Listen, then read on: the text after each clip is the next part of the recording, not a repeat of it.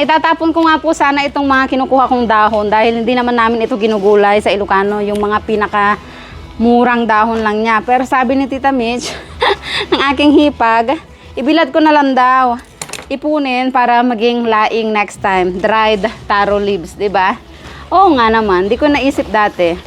So yan, ipunin natin dahil konti lang naman, hintayin natin yung mga susunod nating harvest para dumami. Ayan, si Tita Mitch daw ang bahala sa paghihimay mga kaumami. Ayan o.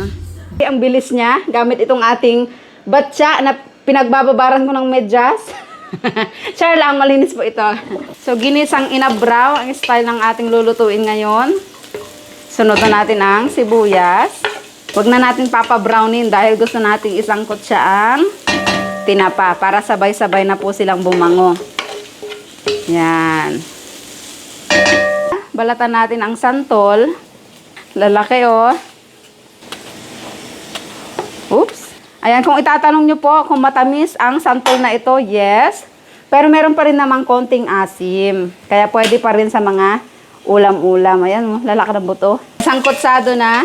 Sinama ko ho pala yung ulo dahil sayang. Gustong-gusto ko yan sinisip-sip eh. Sayang yung lasa. Maglalagay po tayo ng bagoong. Konti lang muna. Oops. At gusto kong dagdagan ng konting patis para mas mabango. Okay. At ilagay ang nor cubes.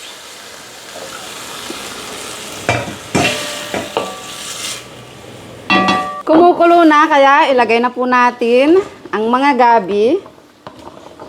So ganyan lang po ang pagluluto naming mga Ilocano. Napakasimple lang. Kung may mga gulay-gulay ka dyan at bagoong isda, go na. Pwede na. May masarap na ulam ka na. Meron nga palang nag-comment na ang tamad daw naming mga Ilocano magluto. Dahil napanood po niya yung ampalaya, kabute at bagoong lang. Napampalasa ng niluto ko at sarap na sarap ako. Takpan natin at hahayaan lang ito hanggang maluto in medium fire. So marami pong nagsasabi na kapag hinahalo daw ang gabi ay kumakati. Ayan, so kailangan nating maniwala dahil ayaw nating kumati yung ating gabi. Kayo po ba? Ano ang inyong paniniwala? Ayan, luto na.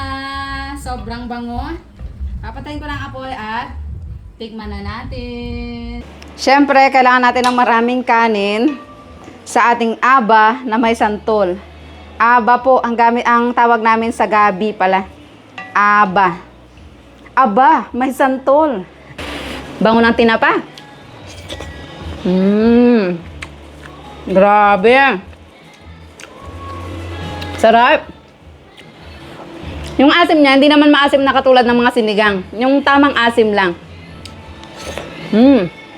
Grabe. Ito yung mga nakakamiss na ulam sa amin. At ito po yung paborito naming luto ng mama namin. Magaling at masarap siyang magluto ng gabi.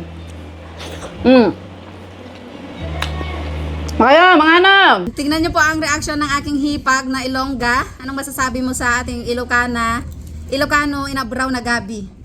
Sarap. Sarap? May ganyang luto sa inyo? Oo. Na may bagoong at santol din? Pag masarap nakikita sa reaksyon ko. Masaya ako, guys. Diba? Ayan, no? Mga anak!